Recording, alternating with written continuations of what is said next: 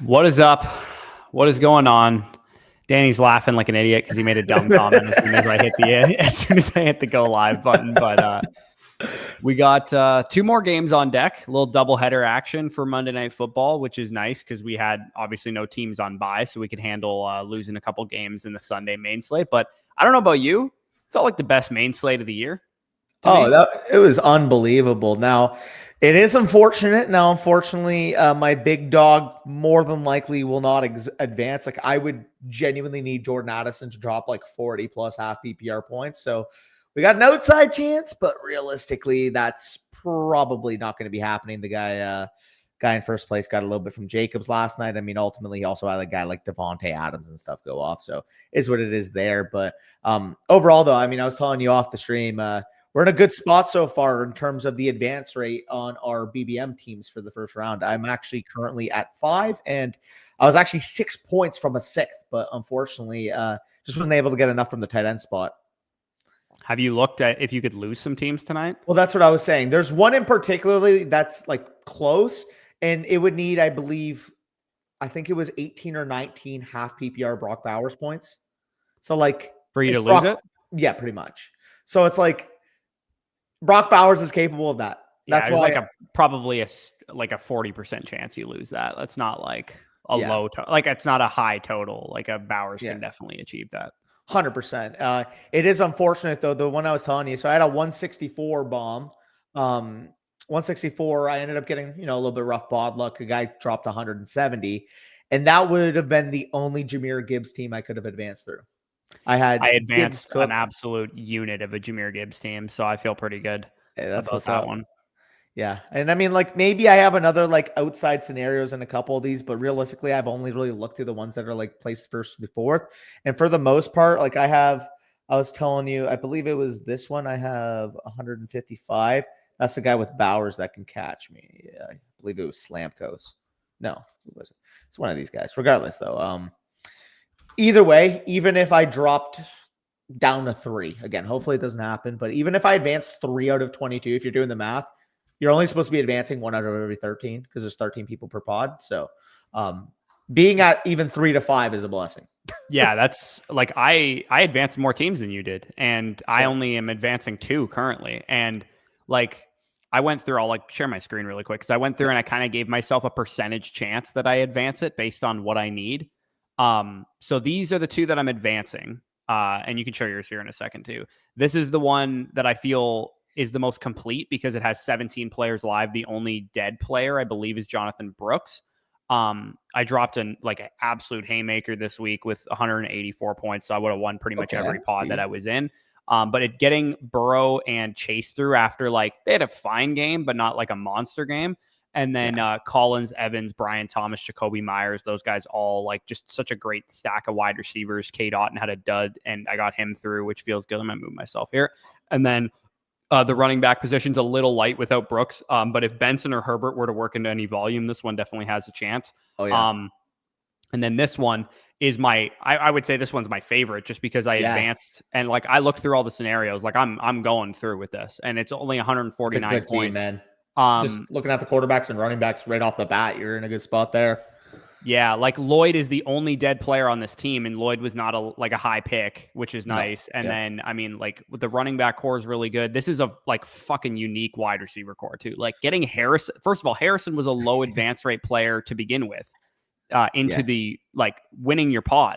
Or winning your 12-man league. So the fact that I got him through in the first place, now getting him through after a dud in week 15 feels like an absolute rare player to have, so that if he has a game or 2 where he looks really good, he's going to be a good spot. I'm hoping, to be honest, because I probably can't lose this team tonight, I'm hoping DJ Moore and Odunze and Caleb Williams do absolutely nothing. That's where I'm at. Get them into next round with not much going on. Same with Komet too, because I have a triple stacked here with Komet, DJ Moore, and Rome Odunze. And that's where I'm at with mine too. It's I don't think I can make any significant jumps in my pods to actually advance I'm going to get advanced 6 or 7 through. So honestly, just tonight, I'm just looking for overall just low scoring. I don't want a lot of scores in general. Obviously my situation in the Flock League, I basically need Darnell Mooney to have a bust week because I mean, this is the meme for my team this year. I can blame the wide receiver injuries all I want. I can blame Breece Hall for not being Saquon Barkley-esque at the running back position. The main reason where I am is that I cannot fucking for the life of me figure out quarterback and tight end this year. And I got another 15 combined points from that position this week. But you were mentioning, trying to advance something through. I mentioned the Brock Bowers team that I have here, avoiding Brock Bowers pretty much. If I'm able to advance this team through, think of how you can share your screen and go through yours if you want. And then go through the ones that you have advancing first, and then we'll maybe go through some scenarios that we need tonight. So this is the one I believe I just got to fade Brock Bowers. Shout out Jared Goff. He actually made my lineup over Lamar Jackson. Having both those guys on the same team is pretty nice. Yeah, they're going to be both high advance rate players, but at the same time, both of them, as we know, attached to those good offenses. Sneaking Joe Mixon through would be really good. The fact that he made my lineup and I'm advancing right now is pretty insane. Josh Jacobs, of course, being the horse he is, do need a little bit more to break right. Obviously, losing Chubb isn't ideal. J.K. Dobbins not available. Yeah, this one might be a little light at the running back position without a Kyron injury. Yeah, that's the thing. Like, I would probably need a Kyron injury. However, we go to the wide receiver position. Yeah, I got a dead Diggs, but we're looking at Monra, Nico, Keon, Cortland Sutton, Jerry Jeudy, Rashad Bateman. Feel very good about the rest of the core. That's a pretty horse wide receiver core. Dude, look at the tight ends if I sneak this through. Like, not a lot of those guys, especially the Njoku teams that might have just got eliminated this week. If I can sneak Njoku through and he plays next week and then has, again, as high of a ceiling as any tight end in fantasy across the last two, we could be feeling very good there. So this is like I think people naturally look at their best ball teams and go, oh, I scored 190 this week. This is my best team. But in reality, like, the more unique you are, the better leverage at this point in time. Because if you got a team through into week 16, you're going to look at your pods and everybody's going to have Lamar Jackson. Everybody's going to have Jared Goff. Everybody's going to have Josh Allen at quarterback. Everybody's going to have Baker Mayfield. If you got through Geno Smith and Jameis Winston, Sam Darnold team or something, like, you're going to be like, holy crap, these are super unique. And obviously you want better projections over bad projections, but having unique teams at this point in the year is crucial, because especially if everyone advanced Saquon out of the first round, right? For weeks 1 to 14, Saquon Barkley was one of the highest advance rate players, especially in the early rounds, and he had a dud. So if you didn't have Saquon on your team, that nuked a lot of the Saquon teams, which is why we talk about leverage and stuff all the time. For sure. So that would be the 155. I think that's the closest one that can get catch. This one, I'm at 140. So I just got good pod luck here. Yeah, you got some good pod luck on some of these for sure. Lamar Jackson, Tua Tagovailoa. I ended up taking Zach Moss and Chase Brown. So obviously Chase Brown giving me my late season push now. Zach Moss gave me a little bit early season. And then I do have some upside. Again, the other team I'm relying upon, Joe Mixon. This one, in the case that Joe Mixon were to go down, maybe D&B and Pierce get some work. Regardless, though, mainly going to be relying upon Devon Achane and Chase Brown here. Sneaking Tyreek through would be fantastic if I could do getting Tyreek through would be crucial for sure. If sneaking through a bad player doesn't really do anything, but when you can sneak through a guy that A, had a low advance rate to begin with, which Tyreek Hill had, and B, has 40-point upside on any given week is huge. For sure. And then I believe at tight end, we got Andrews and Conklin there, so not bad. That would be my lowest scoring of the current ones that I'm projected to advance. This one, I'm at about 159. Again, relatively decent score. I do have a dead Trevor Lawrence, which is unfortunate. However, I do have Jaden Daniels. And although Jaden Daniels, don't get me wrong, 23.64 points, very strong day. At the same time, because of how high quarterback scoring was this week, we could see a lot of those Daniels teams actually be eliminated from the field, just competing with the, Jalen Hurts teams, the Josh Allen teams, the Lamar Jackson teams from their pod. But if I can sneak Jaden Daniels, Saquon Barkley's obviously on this team, do have Najee Harris as well, who put up a big dud. Again, not a great schedule, don't get me wrong, but at the same time, we do know he gets a workload. Maybe he punches in a couple touchdowns next week, and he's the skeleton key you need to make week 17. And we go to wide receiver. I mean, Amon-Ra, Evans. I do have a dead Kirk here, but Amon-Ra, Evans, BTJ, Jackson Smith, and Jigba, Darnell Mooney. I'm confident with those guys as being my even main Pearsall and Pearsall and McCaffrey aren't live as in good projections, but could they have a game in the playoffs? KJ Osborne in week 16 was a skeleton key. There's random ass players that'll just have a good game. If somebody drafted Jalen Coker this week, for example, he had a monster game. And then really funky tight end core, but with the Zach Ertz concussion, we do have a Ben Sinnott, Hunter Henry pairing. Obviously, Goddard is dead, but Henry Sinnott may be one of the most unique tight end pairings. Again, I'm not saying it's a good pairing, but like you were saying, if either of these guys is a 2-touchdown game, how many guys are actually advancing to the semifinal with that as their duo? Yeah, Ertz got hurt too. Yeah, well, that's what I mean. He had the concussion, so that could be really interesting. And I mean, we were both really high on Benson at the prospect. So if he's getting, the Ertz snaps, we saw how much Ertz was used. Imagine just plugging in a player that has more yak ability than Ertz into that Ertz role. So feel good about that. I showed the top 3, and then I mean, these are my highest scoring ones. Lamar Jackson, Deshaun Watson is dead, so I'm going to have a very chalky quarterback here. Yeah, you kind of need Jackson to be the guy you need. Yeah, and it does suck that Kamara probably misses next week, but if I can get by on Achane and Connor Chubb too, though. That's the thing, right? If I can get by on Achane and Connor just for week 16, and then Kamara is able to return in week 17, that's probably the way I have this team to play out. Then we got Amon-Ra, Nico, Jordan Addison. Not really live here, but then we also have, Judy, Bateman, Elijah Moore is giving me some ceiling. I mean, Devontae Walker also had a touchdown this week, so who knows there. And that tight end, we have Andrews and your boy Cade Otton. And then Cade's a great guy to get through, just given the Cowboys and Panthers the last 2 weeks. And he was a high advance rate guy too, so you nuke some of the Cade teams, hopefully, out of the week 15 pods. Yeah, for sure. Like that would be clutch. I use the Andrews week this week, and then Cade Otton gets me over the top next week. And then this is my highest scoring one, the 179. We do have Jared Goff. I snuck through a Geno, so that's great. Yeah, assuming if you got another, what would be great is if you get another chalk Goff week of like 30 points, if Geno's out, and then you sneak Geno into 17, and Geno has a big game in 17. That would be huge. For sure. I mean, this team looks loaded. Achane, Cook, Dowdle, Charbonnet as my main hammers at running back. Amon-Ra, Evans, sneaking Pickens through. Yeah, this is a good team. Addison Dud would be crucial for you too, because if you nuke some of the Addison teams, that would be helpful. Got Malik Washington with Waddle banged up too. Who knows there? Too. Yeah, I got Washington on one of my teams too. And then this is with 0 at the tight end spot. I have 179 right now. I have Pitts and Bowers who haven't even played yet, and it has 179 points. Yeah, that's crazy.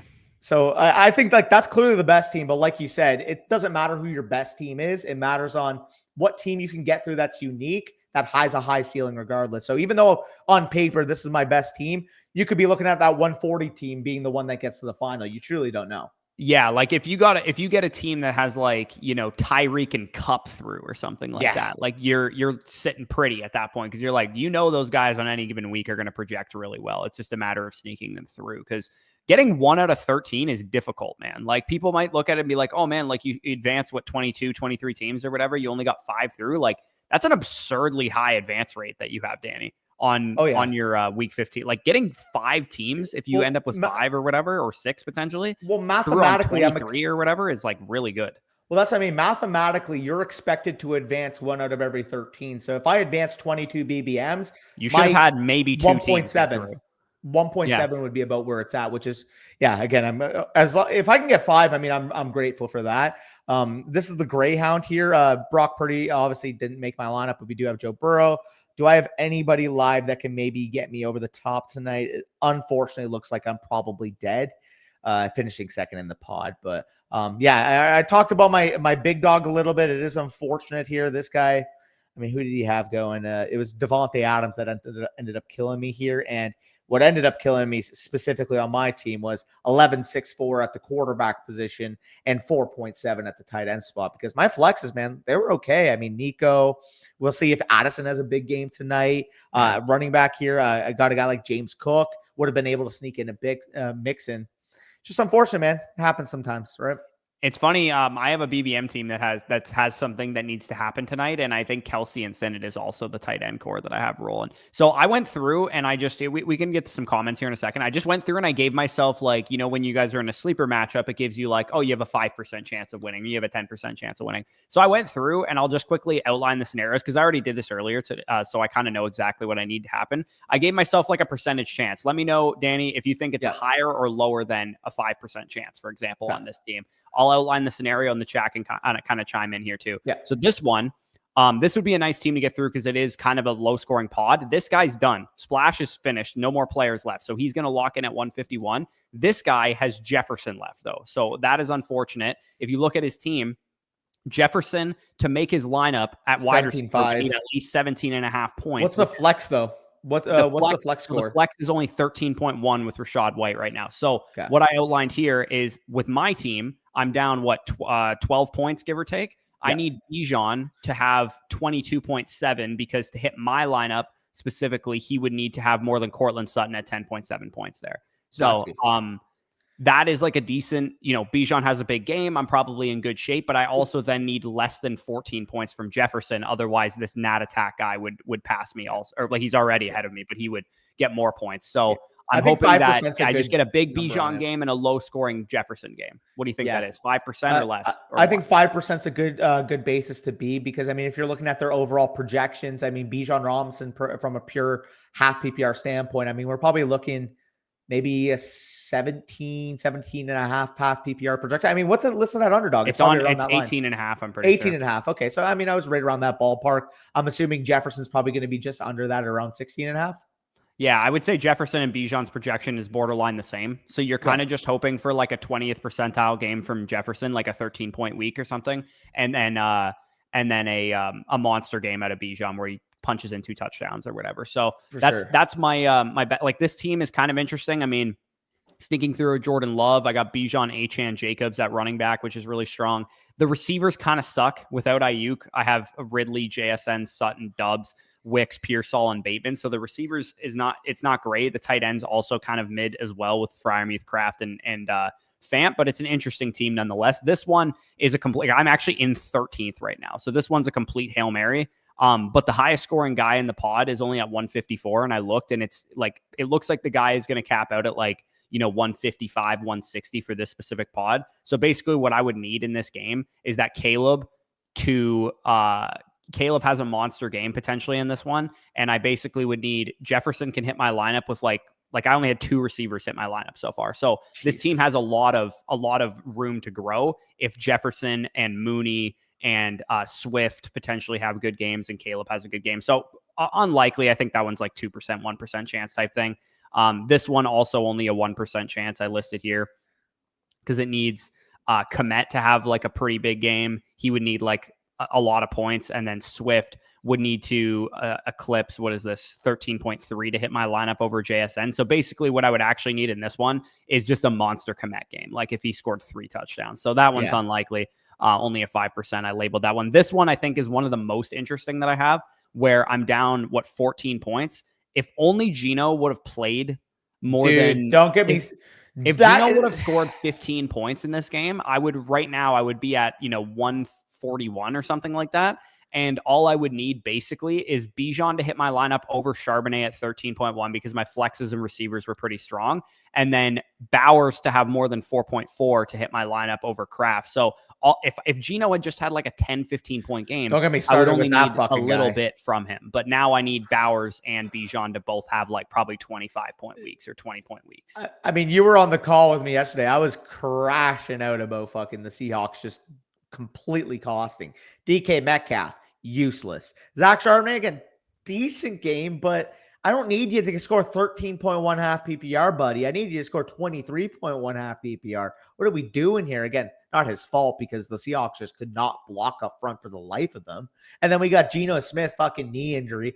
I remember the laggiest, by the way, if you guys are unfamiliar, I was lagging in our StreamYard yesterday to the point where I had to keep refreshing every 10 minutes. And as I'm lagging watching the play, I see Geno go down. I'm like, wait, is that Geno? And all I hear is everybody in the fucking call. Yeah, he just got his knee fucking torched. And I'm like, oh, great. That's awesome. That's exactly what I need. Yeah. Yeah. So this one, again, all I need is a big Bijan and Bowers game reasonably. I think 8% is pretty conservative, knowing that Bijan and Bowers are both just like really good players. So yeah, we're going to put you in a timeout. I already banned it.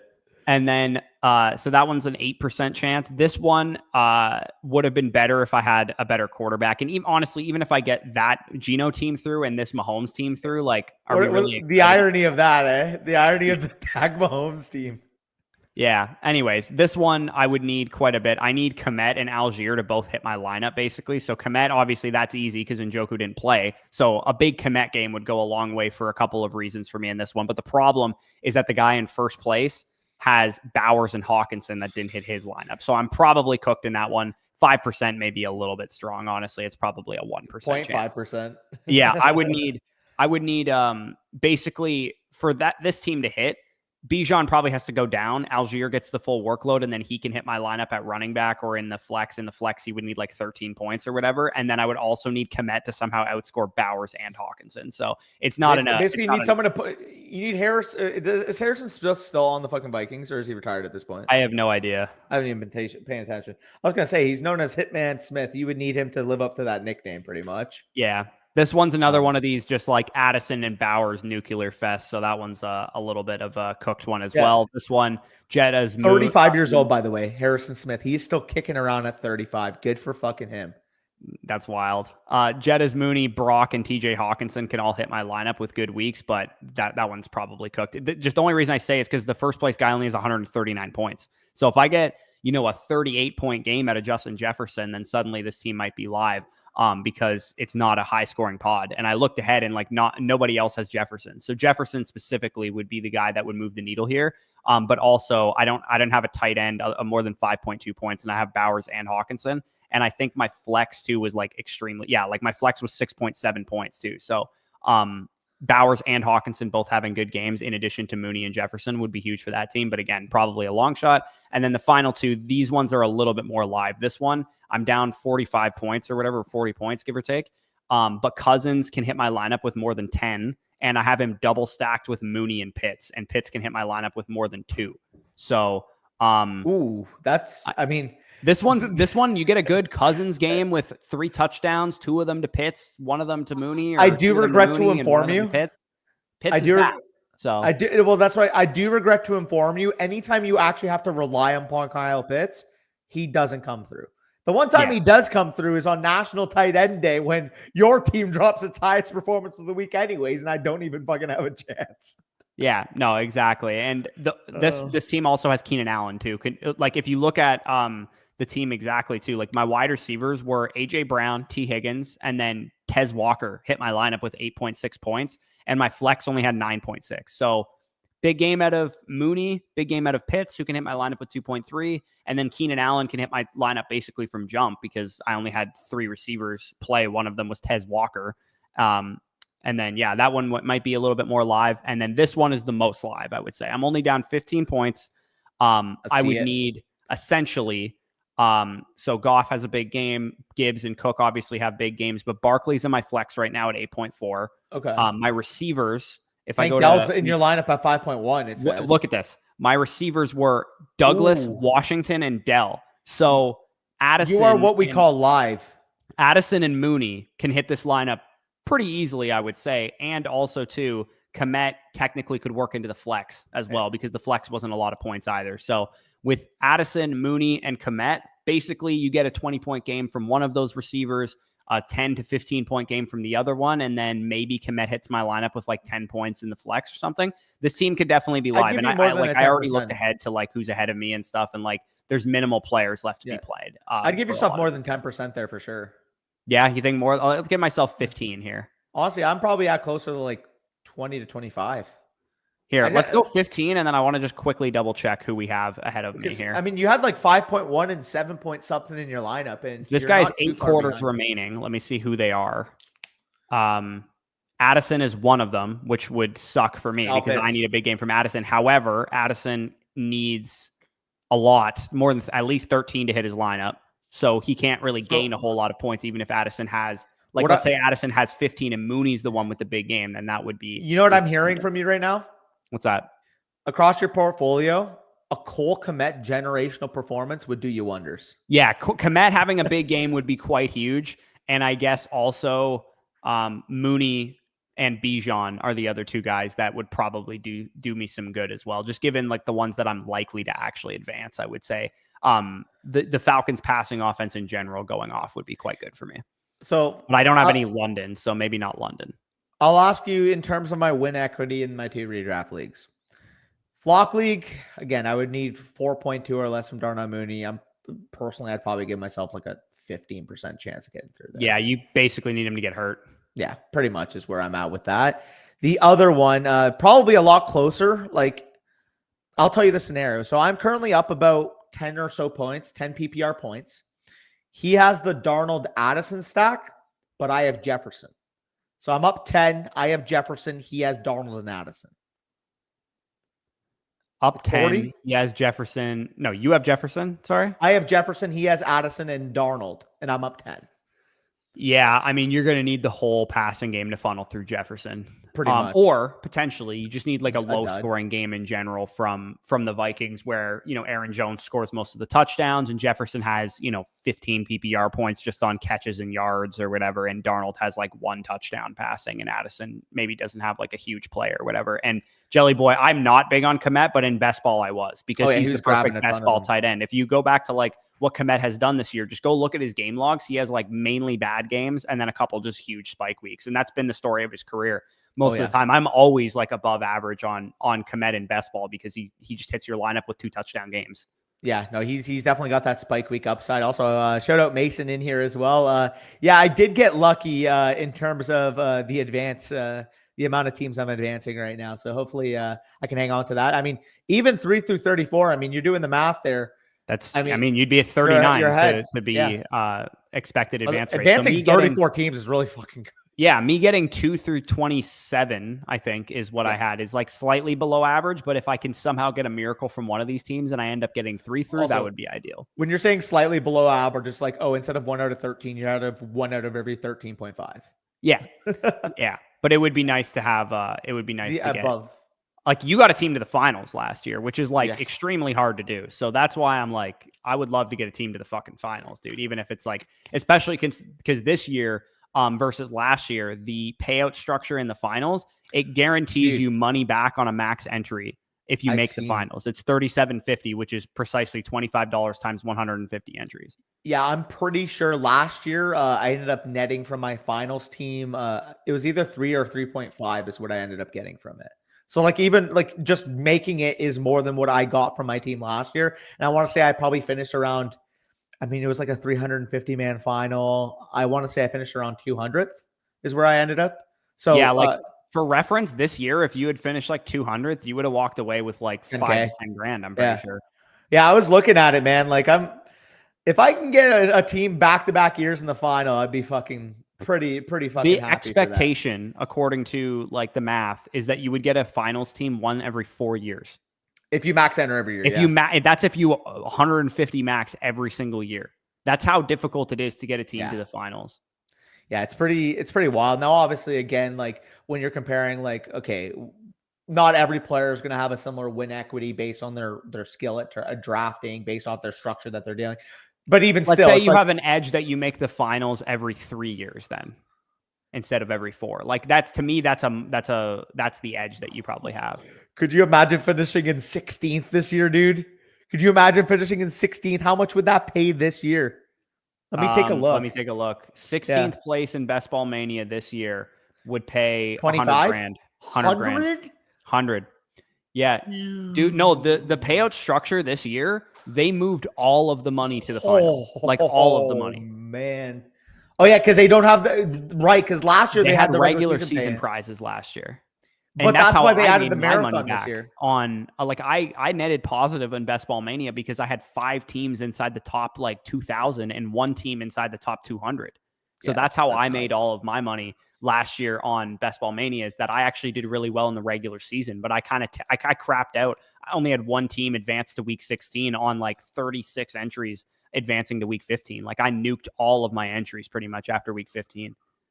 Yeah, like I'm looking at the marathon right now too, because obviously like the main reason why they changed it too is because now they have like a marathon where it's not just regular season. Don't get me wrong, it's weeks 1 to 17, but it's like a similar format where you're getting the collective rather than the 1 week spike week. So the guy who's leading that has 2194. My highest rated, again, I only advanced 3, so I probably only drafted just over that.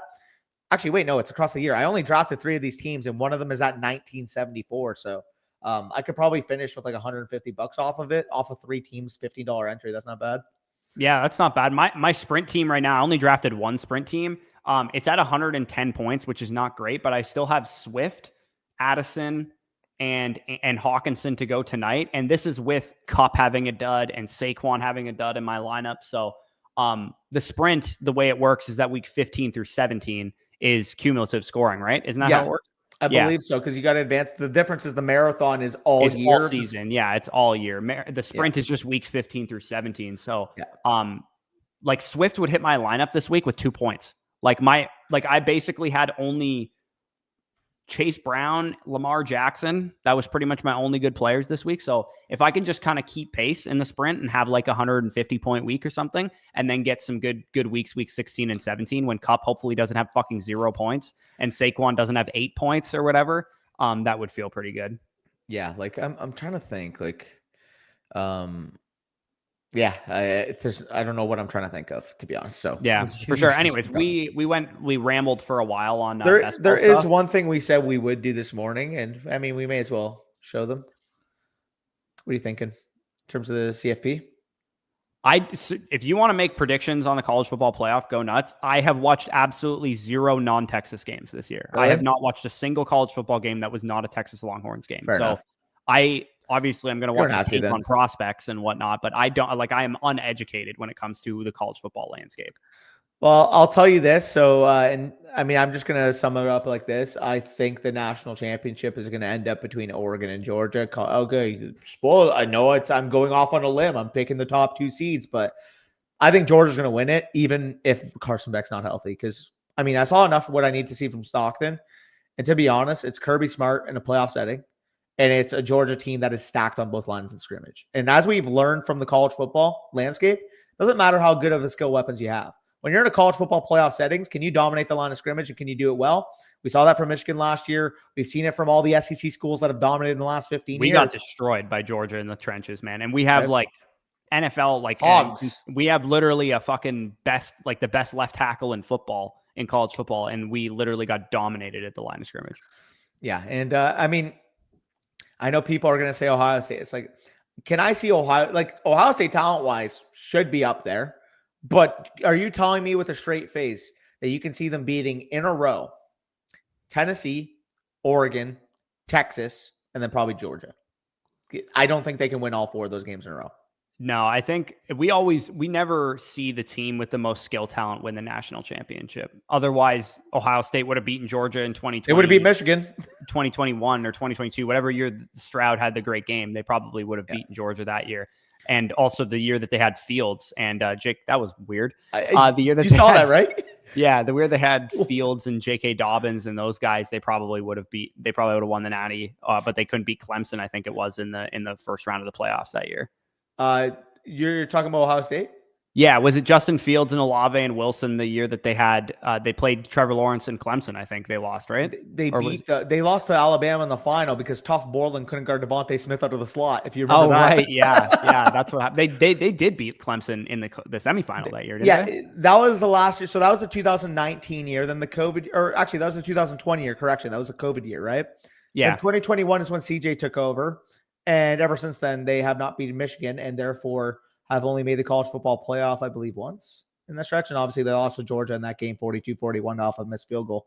Yeah, and that was a Stroud legacy game, obviously. So like they should have won that game. By the way, do not get me fucking started on the other semifinal game where Michigan did everything in their power to fucking blow up their own foot or shoot themselves in their own foot. Yeah, McCarthy had a horrible game in that game. He threw 2 picks. The thing is like overall, right?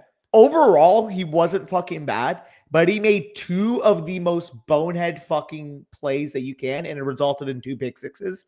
And Michigan was down by like 20 points, I swear to God, multiple parts of that game, and ended up losing by a fucking touchdown. They lost 51-45. And if you remember on the last series of the game, it was 4th down. TCU full-on helmet-to-helmet against Colston Loveland, and they don't call it. They don't call fucking helmet down. If we get that first down there, I honestly think we would end up scoring that drive. And then you would have gotten bludgeoned in the Natty by Georgia instead of TCU. I mean, did you see what happened against us in Georgia the year before? Yeah, dude. And TCU got destroyed. 65-7. Yeah, they got absolutely destroyed in that national championship. Dude, 65-7 in a Natty. That's insane. Yeah. Am I crazy to think Beck and Milroe are better NFL prospects than I think Sanders is just a better version of Beck. So no, I don't think that's correct. But I think if you wanted to say the tools of Milroe or make him a better project quarterback and maybe a higher ceiling, then I don't think that's an outrageous Beck regressed this year, man. Beck regressed this year. Straight up. He did big time. He should go back to school. And I think I think he will. I mean, I think Milroe should also, just because he would be a better prospect probably next year after another year of starting. But it wouldn't shock me if NFL, scouting teams that tell you like where you're going to get drafted or whatever told Milroe that, dude, if you go do the circuit and, show off your arm and, interview well, like you could be a first round pick. Like that wouldn't shock me if Milroe became a first rounder as a result. Yeah, no, for sure. Like personally for me, I actually I like Shitter Sanders. Like I think Sanders is a rock solid top quarterback prospect. Like I know, is he all that different from Stroud as a prospect?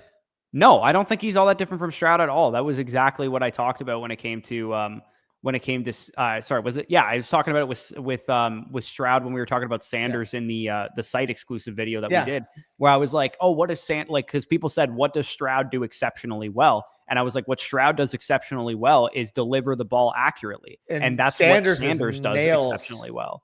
Yeah, like don't get me wrong. I think Stroud was a better prospect because he was better at managing the pocket. Like, and as we saw in the and we saw him like the big games and whatnot too. Obviously, bode well for Stroud. But like people doubted Stroud too, including myself for like the first watch through. Like the first watch through Stroud, I was like, I am not convinced this guy's a good prospect. And then I watched more of him, and I was like, okay, I kind of see what he does really well now. Well, I think I was also obviously like biased to a certain degree because the biggest game that I saw obviously I watched the playoff game, but the game that I cared about the most was objectively not a great Stroud game against Michigan. Yeah, no, it was his worst game of the year, probably going into that, at least his worst good game, like against good competition for sure.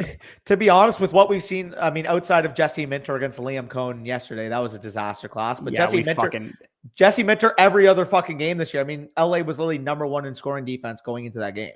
I'm not even exaggerating. This doesn't make any sense. And maybe you guys think I'm crazy for this take.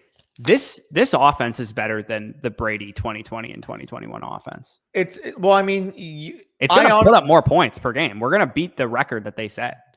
I honestly think Liam Cohn, is he a top 5 play caller in the league? They're not going to let him out of the building. He's going nowhere. They're going to give him. He gets offered a head coaching job. He's leaving. They're like Cohen loves it there, and he's also probably like respectfully though, if they're going to offer him the head coaching job before they let him go. I'm telling you right now. You think they would fire Bowles? Todd Bowles is in his early 60s, dude. Why did I say Bowles? Todd Bowles? Yeah, sometimes I've said that before. Like you remember? Yeah. I've said it before. You remember that? Yeah. That is the difference. We can run the fucking football. That is, dude. Okay, Bucky's so good. Leonard Fournette had a good playoff run in 2020. We could not run the ball at all in the regular season. In 2021, we had Chris Godwin, Mike Evans, Antonio Brown, and Rob Gronkowski. We still could barely run the ball. Like Fournette, if you guys remember in fantasy that year, how did he get there? It was touchdowns and receiving work. It was not rushing efficiency at all. So what's crazy is you guys had your offensive coordinator leave for a head coaching job and then upgraded at the offensive coordinator position. And I actually kind of think Canales is doing a good job with Bryce Young right now. So it's not even that he was a bad coach. We just found a better one. Yeah, I mean, dude, Liam Cohn's going to be an offensive coordinator, whether it's in Tampa or elsewhere. He's going to be an offensive coordinator next year. A head coach? Or sorry, offensive head coach. I don't think it's necessarily a lock that he gets a head coaching job. I mean, if he wants it, if he's this was his first time calling plays in the NFL. Like it's possible. Like it was Canales's too. So it's possible like he gets a job because Canales got a job. But for me, I look at it and I'm like, I think, first of all, the Glazers are going to drop a bag on him to just stay offensive coordinator for a while and probably tell him, you're going to work under Todd. Todd only wants to coach like 2 more years. He's literally like 63 years old. It wouldn't shock me at all if they just tell him, yeah, like you're going to take over for Bowles once he retires. We don't want to fire Bowles. I like people in the Buccaneers fan base to get really mad about Todd Bowles all the time. They're like, we need to fire Bowles, bad decision maker, blah, blah, blah. Plays soft zone coverage against aggressive, teams or whatever. I think Todd Bowles is one hell of a coach, to be honest, because I watched so many bad fucking Tampa Bay Buccaneers teams whiff on player after player because the coaching staff that was built around them couldn't develop talent. And the Todd Bowles defense has developed multiple mid-round DBs, multiple, trench players, multiple linebackers. Like I have never in my life as a Bucs fan seen players actually develop to the level of their talent. Dude, a guy like Zion McCollum, raw corner, big, athletic. He's this year's Deron Bland in the sense that easiest bust of my life as a Buccaneers fan, coming like with Greg Schiano's defense or with Dirk Cutter's fucking Mike Smith's defense or whatever. I'm like, dude, Zion McCollum never develops without a guy like Todd Bowles and Kevin Ross and the guys that they have developing. So people are quick to be like, fire Bowles, he makes bad decisions. Like when you fire Bowles, you're firing Kevin Ross, you're firing all the defensive well, he's tackles, a CEO head coach. Well, we've seen it become valuable in the NCAA now. And I mean, Mike Vrabel was a big example of this. Yeah. Mike Vrabel, okay, his offenses suck. Does he make bad, or sorry, his offenses don't suck, but you know what I mean? They're not the flashiest offenses. He didn't probably make the best hires from That's what I mean, right? Standpoint, yeah. Todd Browning was his OC for a while there, obviously. Yeah, I mean, what he did well, though, is, again, he wasn't the greatest on the sideline. He didn't call the best timeouts. He didn't manage the game the best. But what he did is kept the culture in that locker room. And yeah, which is the most important part of being a coach that people very easily forget about all the time. Yeah. And actually, to be honest, I think it's the one thing that Robert Saleh did really well for the Jets. And they literally won their first game under Jeff Ulbrich this week. Their first game. That's insane, by the way. Saleh was fired in week 5. Well, I got to ask you, too, by the way. So, I mean, you would have seen him live. What do you notice the difference between the modern Todd Monken offense versus the Tampa Bay Todd Monken offense? Because what he's doing in Baltimore right now, I mean, you guys always had a good offense, don't get me wrong, but it almost felt like that reset he took into college football just developed him even more. We didn't I know exactly what the difference is. We didn't have a good offensive line when he was our offensive coordinator. We didn't have the protection to call the deep shots that Bateman had. Like obviously this week, Bateman was able to get loose for those deep shots. We didn't have the protection for that, and also we had Jameis Winston as our quarterback who made too many mistakes. Got you. Whereas, I mean, when you have Lamar Jackson playing at the level he is fucking playing at right now is absurd. Like, it's crazy because, again, call it for what it is. If you just blind resume tested the MVP candidates last year, Lamar Jackson was not the MVP. Straight up. Obviously, the narrative, they won the games. He got the MVP. He also had the best games at the best times. Like what Allen is doing right now is what Lamar did last year, which is when he had to beat the Dolphins or whatever in week 17. He fucking bludgeoned them in week 17. Remember last year? He had the narrative going for him, right? And that's the thing. Like the MVP award, like don't get me wrong, it is a statistical award, but it's also a big time narrative award. You need to be playing your best at the end of the year against the best teams. And ultimately, I think that's probably why Dak didn't ended up winning the award, is that against the Dolphins, against the Niners, people had a little stink on their mouth. I get that. But this year, the MVP candidates are the best I have seen maybe since, I mean, when has there been this close Brady, of an MVP Brady, race? Rodgers, and Stafford in 2021 were all really good MVP. That would be the last 40 plus touchdowns, all three of them. Yeah. Yeah, and I mean, like fucking Dak wasn't even top 5 that year, and he had a 37-10 touchdown interception ratio, which shows you how fucking strong quarterback play was in the league. Like Stafford was what, like you said, 3rd or 4th in voting, and he threw 41 touchdowns. Yeah. Yeah. It's what's crazy too is this year there's 4 quarterbacks over 30 touchdowns, and actually there could be 5 if Darnold throws 2 more tonight. What's Baker at? He was at 28. Baker has 32. Okay, so he threw 4 this week, right? What's up? He threw 4 this week? Yeah, 2 to Evans, 2 to McMillan, right? Or no, 1 to McMillan. 1 to McMillan and 1 to Rashad. 1 to Rashad. Or Rashad, yeah, that's who it was. Because 2 to Big Mike. Yeah. It's nuts. Baker might not be top 5 in MVP voting this year, and he has fucking 36 total touchdowns, and it's week 15.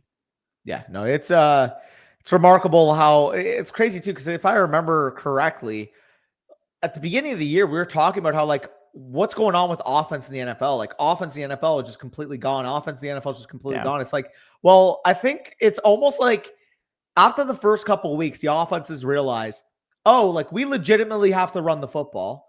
Then they were adjusted to that to the point where they could actually move the line of scrimmage. And now we're starting to see those play action stuff developing off of a strong run game, a la a 2021 Ryan Tannehill. Was it 2020 or was it 2019? It was one of those years. 2019, he had a monster year. It was 2019. 2020, he had a good year too because Henry rushed for 2,000 in 20. Mason, I have Gibbs RB1 rest of the season. If there's no David Montgomery and you're getting 20 plus Gibbs touches on the best offense in the league, I don't think there's any running back that can rank higher than him. Well, I saw I think it was Ryan Heath or Fantasy Points Data or whatever tweeted out like the expected fantasy points by backfield in the NFL. The Detroit Lions backfield is over 30 fantasy points.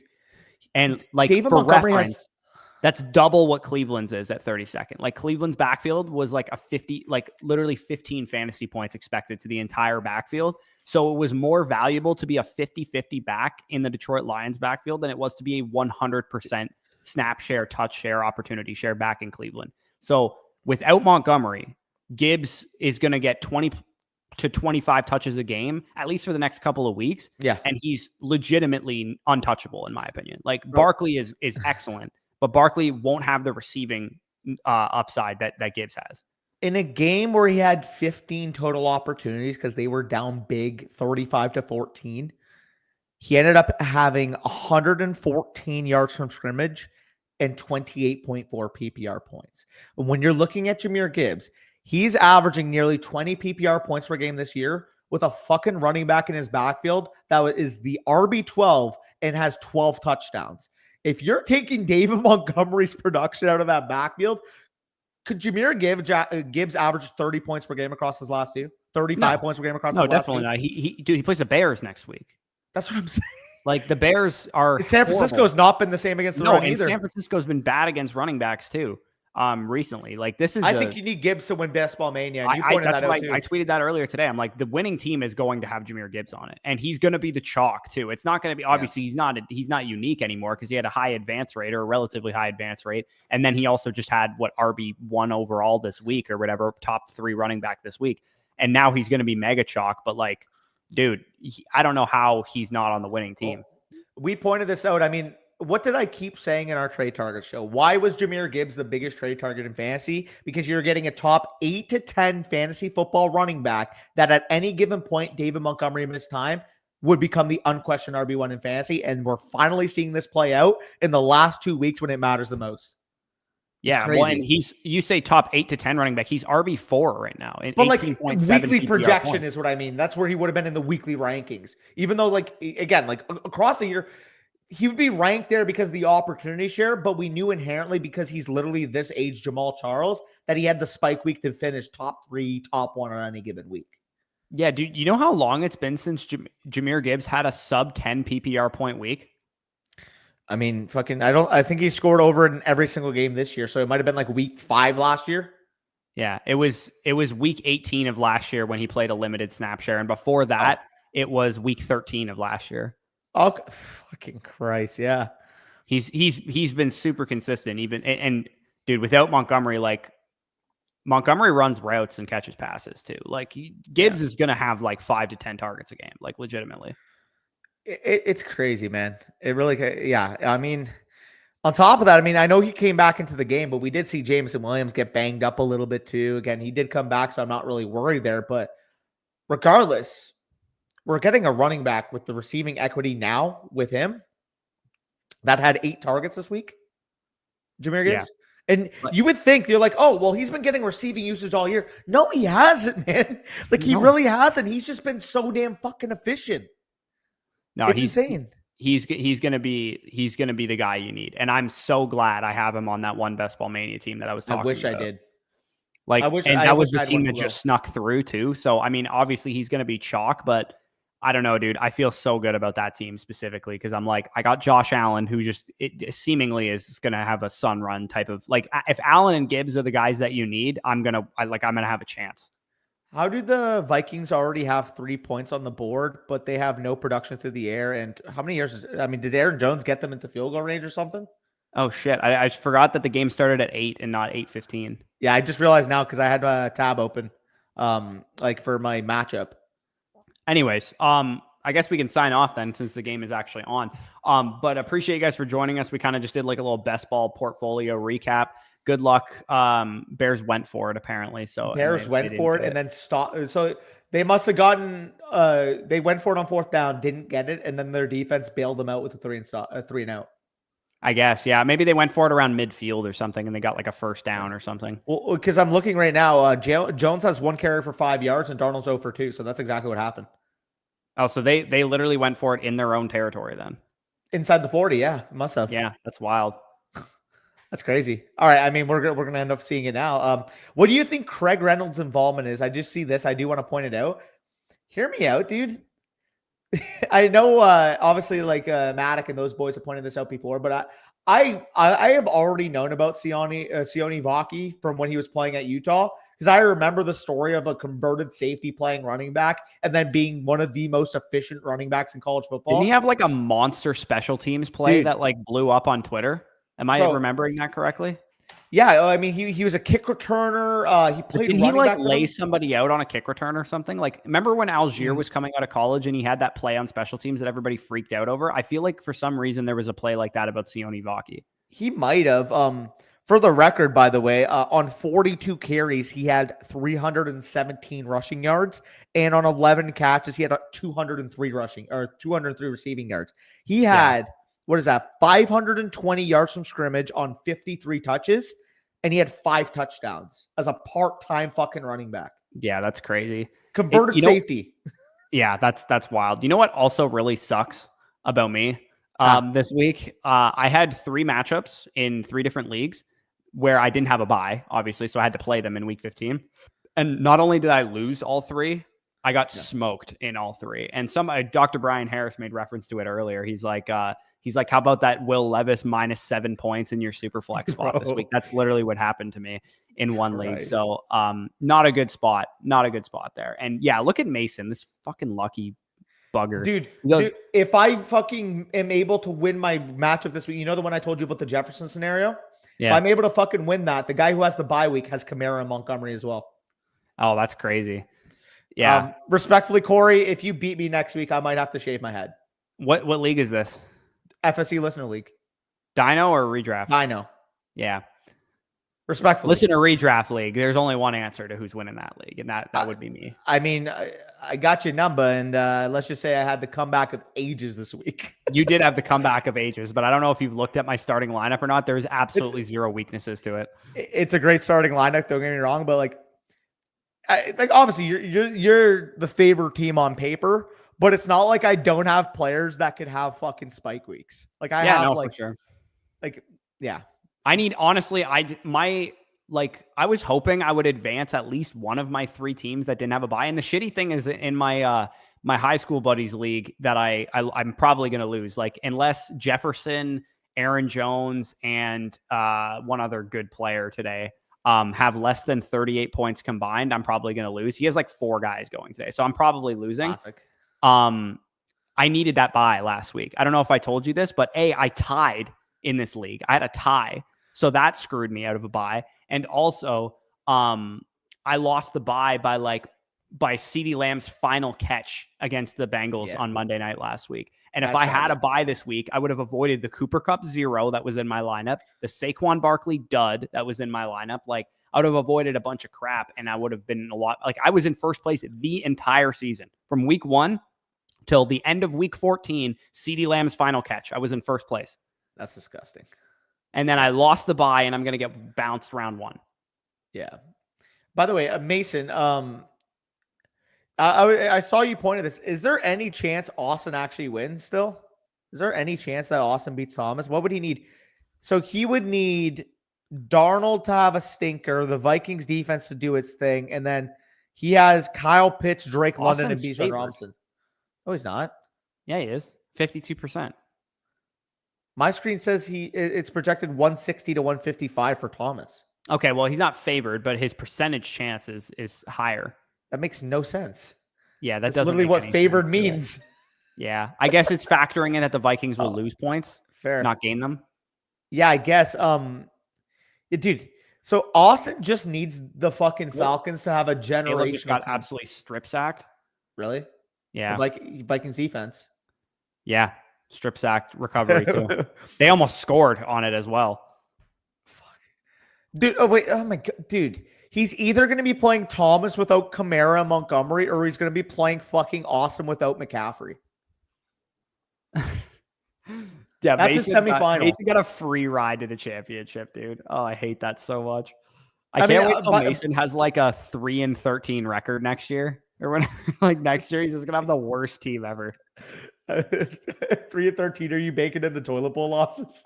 Yeah. No, dude. What I've learned this year is don't take tight ends that suck in round 5. Don't take running backs on the Jets at the 106. Don't draft receivers over Justin Jefferson, who play for the Jets. Don't take rookie wide receivers over Kenneth Walker. That would have been a good idea, not to take Roma Dunze over him. Although Malik Neighbors worked out, so don't take a guy with a shoulder injury over fucking Brian Robinson too. And a number of other names of running backs. I took fucking Marquise Brown in like the 8th round or whatever. Don't trade Rico Dowdle for a guy coming off a torn ACL that's never played an NFL snap. Yeah. Also, Corey seems to think he's going to win the Bush League. Brother, I don't know if you've seen my team in that league. Corey, respectfully, you think you're going to win a lot of these leagues, and like you're probably like the 4th or 5th favorite in a lot of them. Also, respectfully, you finished 8-6 in the regular season, and I scored almost 400 more points than you. Yeah. No, and I was the one. I mean, it's banter, but it's banter, and we love you, but he did put he's feeling cocky. He put up 197, but I hate to tell you this, that's a light week for me in that league. Yeah, dude. I mean, have you seen my Tone Setter Truthers in the last 2 weeks? I've put it up like 236 or more points. So I know Mason's in here too. In this fucking Dynasty League that we have, last week I set the record for most points scored in a single week in the league history. And this week I had the 3rd most points scored in league history. And I somehow finished 8-6, despite scoring nearly 300 more points than everybody in the league. Yeah. Yeah, like Corey, before my bye, in week 14, I dropped 230 points. No, my team's insane in that league. Like, dude, my running back core is like 9 deep, and it's a best ball league. Yeah. Well, that's similar to my. Can I check best ball teams now? You can on the PC, dude, but this is my running back core in a best ball league. Are you sure, bro? It doesn't usually work. Okay, I guess you can. That's weird. Well, this is the league that I'm in with Corey, the Lasso League. Mahomes, Bijan, Gibbs, Lamb, AJ, Andrews, Puka, Cooper, McLaurin, Lamar. I have who else? I have Javonte, Charbonnet, Najee. Who else? Leggett, Bateman, Ridley, Quentin Johnson. We're cooking. But yeah. Anyways, on that team, Danny, I have Achane, Rachaad White, Kyron, Kenneth Walker, Tyrone Tracy, like 2 other running backs I'm forgetting. And my receivers are like 7-8 deep as well. And I have like 4 elite tight ends. Like my team is insanely good. By the way, Mason, if you're still in here, still the best team that I'll never fucking argue otherwise. Allen, Gibbs, Kyron, Puka, Chase, McBride, Barkley, Jefferson, Herbert. Even when we go down here, like DK Metcalf, Breece Hall, Tyreek Hill on the bench. Fucking Jake Ferguson. How did you get this team, dude? Bro, I punted out of the startup, and then that was at a time where nobody actually cared about picks. Yeah, I was competing. I remember in this league when we started it, I was competing for 3 years, and I lost in the championship twice. I lost in the championship last year with that team because we had a trade deadline in this fucking league last year, and Nate picked up every single fucking quarterback on the wire because I had Justin Herbert get hurt for me. And I lost by like 8 points or some bullshit in the final. I was fucking livid. That was the only I made 8 championship games last year, and that was the only league I lost in. With also, the fact that you made 8 titles and won 7 of them is absolutely the definition of running pure. I mean, most of them were dynasty leagues, and I just had fucking monsters. But still, though, like, dude, last year, you know where all your luck came from? Me. So I had 8 playoffs last year. I had buys in 7 of them. I made 1 title and lost it. Including Toast Under Truthers, because you played. So you actually got not the lucky side. Don't get me wrong. Like, no disrespect to Doc, but you didn't have to play me in the semifinal. So like, we were expecting throughout the year, like we were the 2 highest scoring teams. We were the best teams in the league. We thought we were going to play. Might be the case again this year, to be honest. Could very well. I mean, there's a couple good teams. I play you this week in the semifinal. Oh, do we play each other this week? This upcoming week. Dude, if you knock me out in the Tone Setter Truthers and Listener Redraft League, the team that I have literally been the number 1 seed of Tone Setter Truthers in the 4 years of the league existence. I've been the number 1 seed every single year, and I've lost in week 16 every single year. Wait, you can't be serious, right? I thought Karma was curb stomping the league. I have never made the title, and I've been the 1 seed 4 years in a row. Crazy.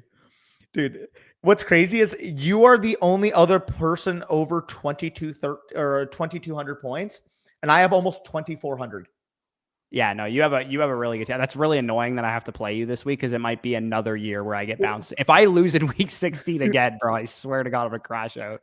How am I 8-6? Like, I'm trying to process this. How do I have my points against is the 4th highest score in the league as a points for. You're 8-6 because you were destined to bounce me in week 16. That's why you're 8-6. Jefferson just scored. Oh, actually? Yeah. I mean, Darnold obviously threw it, but I mean, how long was it? How many yards? 10 yards, 7 yards.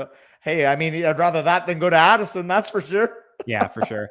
I unfortunately would not like that to happen for that one team that I said needed Jefferson to have less than 13 and Bijan to have a monster game. So that kind of sucks for that team. But I also have a team with Jefferson on it that I need a big performance out of. So I'm just hoping, honestly, I'm just hoping that I get 3 teams in. I don't care which the last one is. I just want a 3rd team. Yeah, no, that makes sense. But anyway, hopefully it's not the Geno or Mahomes team because I might have no quarterback this week if that's the case. For real. But that Cousins and Kyler team, if Cousins has a monster game with Mooney and Pitts, and I think it was Keenan Allen that I also had in that one, Cousins and Kyler would be an interesting, unique core of QBs to get through. That would be dude. I mean, I guess it won't be unique if Cousins has a big game, but yeah. I mean, anyways, we could probably sign off of here. I mean, we're too late on a lot of this stuff. You know, the last 4 games, he has 0 touchdowns and 8 picks. Who? Cousins. Yeah, I know. He's been terrible. But this is the get right spot of all get right spots here. Anyways. Okay, but with that being said, I got to ask you one last question before we get off the stream. If Cousins has another stinker and he throws 1 touchdown, 30 picks, or 1 touchdown, 4 picks, and the Falcons lose a close game, do they go to Penix next week? I mean, they could. It would definitely be fun.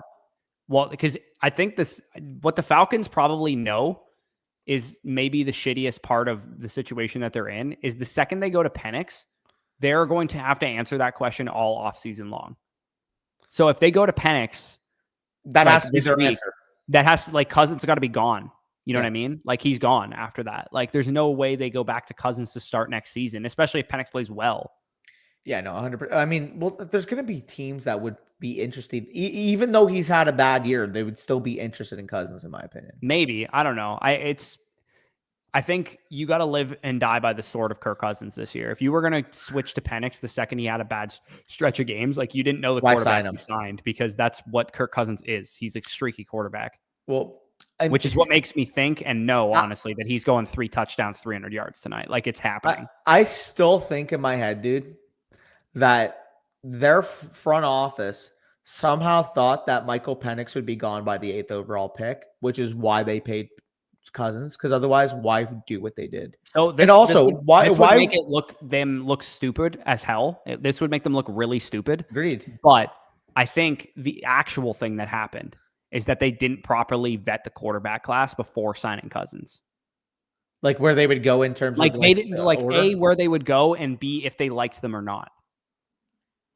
They did preliminary research, were hey, I think Cousins is going to be our guy. But then they got Michael Penix on a whiteboard, got Michael Penix into their facility, and they were we're in love with this quarterback, which is fine. If he turns into a great quarterback, then it was the right decision. But if you had an inkling that this class was going to be really good, you had your area scouts would have known that during the college football season.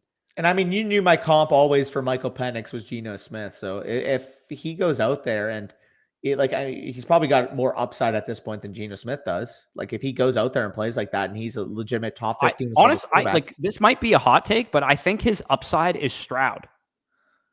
Yeah, I mean, I don't think he moves like that as Stroud. I don't think he moves like that in the pocket. Now he ran a 4.4, but on the tape that I saw, he didn't move like that in the pocket. Yeah, apparently we are still going, by the way, Mason. And I guess I honestly just think that Penix, the type of quarterback he can be, is like Stroud. It's just the problem is Penix wasn't as accurate as Stroud in college, and his arm talent is probably similar. Yeah, it's just your best case scenario from Penix is that he runs more than he did in college, to be honest.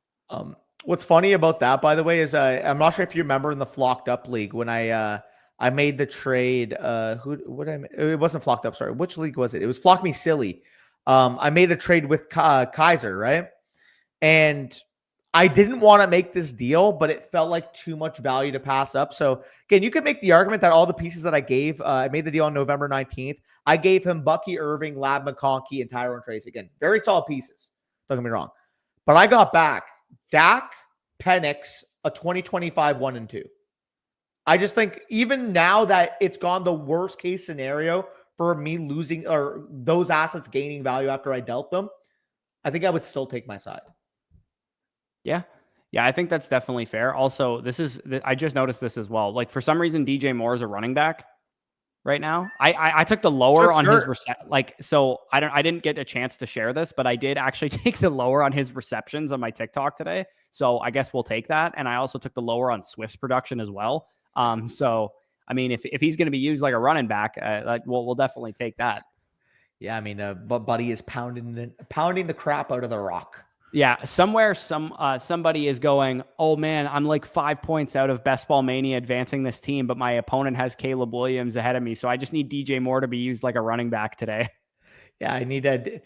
Dude, it's like when you say, oh, fuck, that guy has Caleb Williams and DeAndre Swift on his team. I need a DJ Moore rushing touchdown. I need an end around to DJ Moore for 75 yards.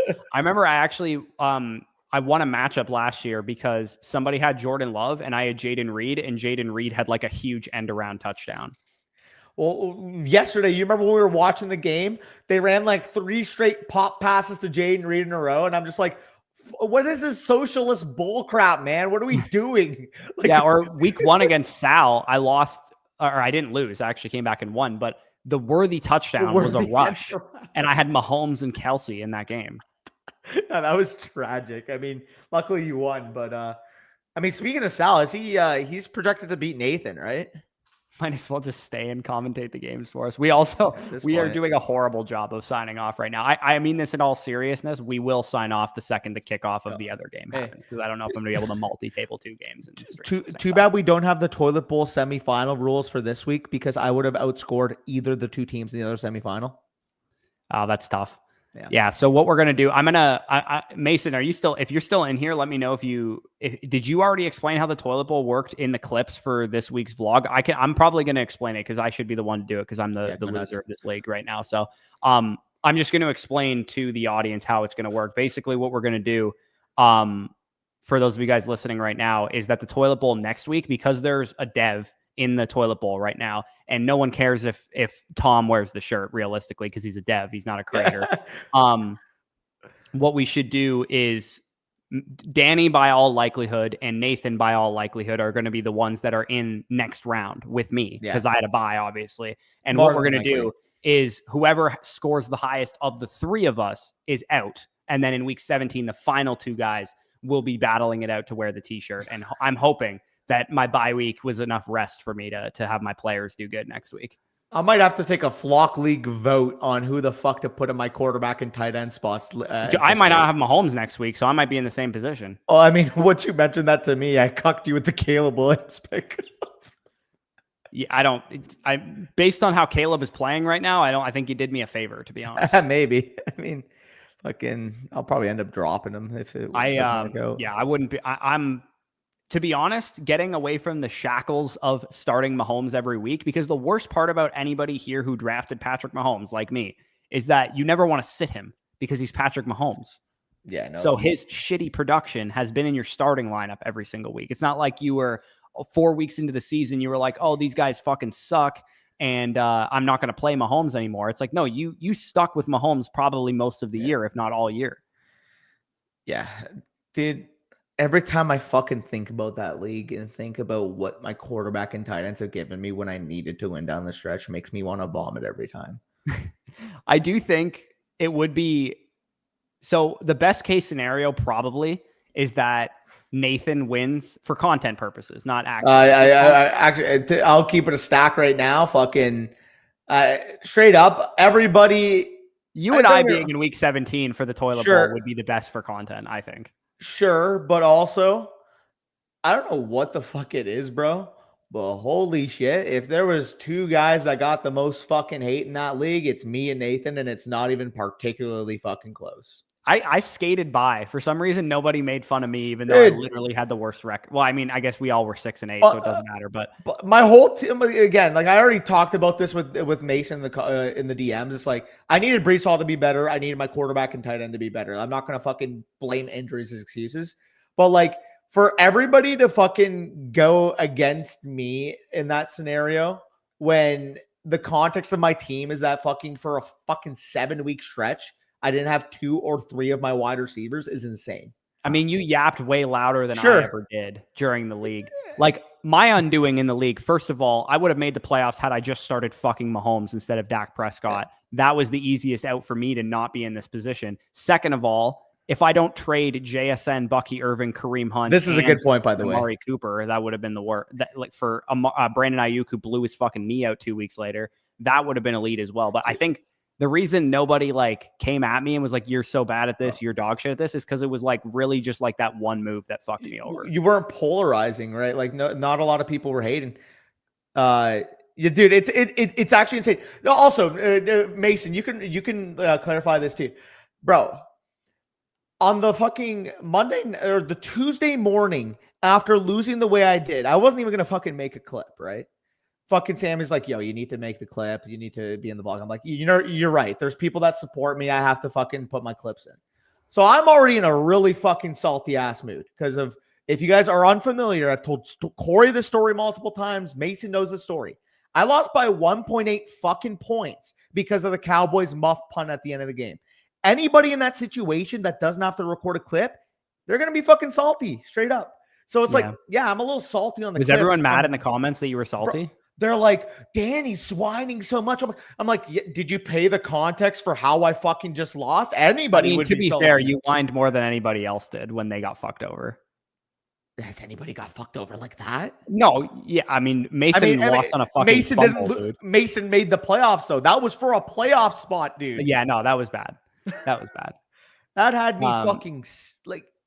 Find someone that loves you like Mason loves going shirtless. That's what makes the videos good. It is because everybody in the comments section had gotten screwed that week too. Like half the people in the comments got screwed out of a playoff spot also. Go ahead and start measuring your shirt size if you face Danny in the toilet bowl finals. I don't know if you know this, brother, but Danny's team is a shell of what it used to be. So hey, I mean, we'll see. We'll see. I mean, and if I don't have Mahomes sinking my lineup, I might actually have a chance. Thing is, dude, my team is just all studs and duds. That's what it is. It's like I have fucking 4 or 5 superstar players, and then I'm starting like Xavier Worthy and Juwan Johnson. Can you name like 2 of them other than Collins? Nico, Tyreek, Chase Brown, Breece Hall. Tyreek, yeah, Chase Brown. Breece Hall is not a superstar. All those guys on a week. I get that, but like all those guys have a weekly 25 plus 30 plus point ceiling. Jelly Boy, I got Sharbs, brother. I got Charbonnet. I'm chilling. Oh yeah, that's gonna be assuming he's starting again. Like I think my best chance is that if Walker is out again this week, I need to get out in week 16 before Walker comes back. I mean, respectfully, we could just avoid the toilet bowl altogether if Darnell Mooney pulls up a hammy tonight. That'd be great. Yeah, and the other thing too is like I slaughtered Austin and Avery before the playoffs started. Week 13 and 14, I dropped the hammer on those guys. Like I finished the season pretty strong. I just didn't have an RB2 for so long. And I made the worst fucking start-sit decisions like of anybody in the league for like a 5-week stretch. And I literally lost 5 in a row because of it. Also, one more thing on top of that, dude. Another reason why I was so fucking livid on that Tuesday, because I'm thinking in my head, I just fucking find out in my head that the morning before on the Monday morning, I find out that I have a fucking hernia. I'm thinking in my head, I'm like, oh, at least I'm getting a fucking good bounce back for vibes because I'm going to win my playoff matchup. When you don't understand, my soul left my body when I saw that fucking muff.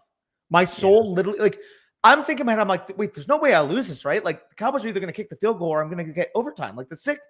You can't get your hopes up like that until the fucking points are ahead. Dude, my face turned gray. I was like literally staring at my screen like this. Like I saw a fucking ghost. I'm like, That's the one scenario I didn't need. And then they still had the ball, right? The Bengals like, okay, they're going to run the ball with Chase Brown, get into field goal range, burn the clock, kick the game winner. I can still win this. Next fucking play, Ja'Marr Chase houses one. Yeah. I was fucking... Sorry, I'm reliving it. Danny's also, for what it's worth, you could also just not get this emotionally invested. Dude, I'm the most competitive motherfucker. This is why Mason said you were going to be the main character in the league, is because you got way too emotionally invested in everything. I'm like this with everything, dude. I'll play Call of Duty, and if I lose a fucking gunfight that I shouldn't lose, I'll be Danny's broken a couple controllers in his day. Buddy, when I used to, dude.